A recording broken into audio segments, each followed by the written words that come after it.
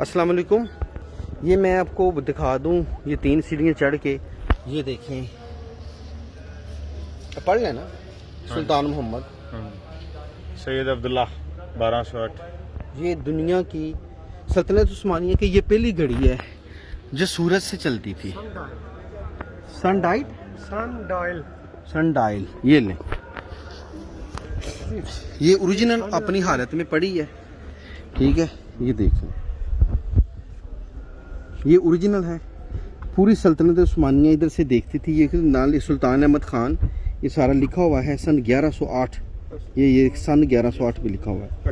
ये देख रहे हैं, वो इधर से सारा अंदाज़ा रखते थे इस टाइम क्या हुआ है। ये पूरे उन्होंने सूरज का नक्शा बनाया हुआ है, ठीक है। ये देखें,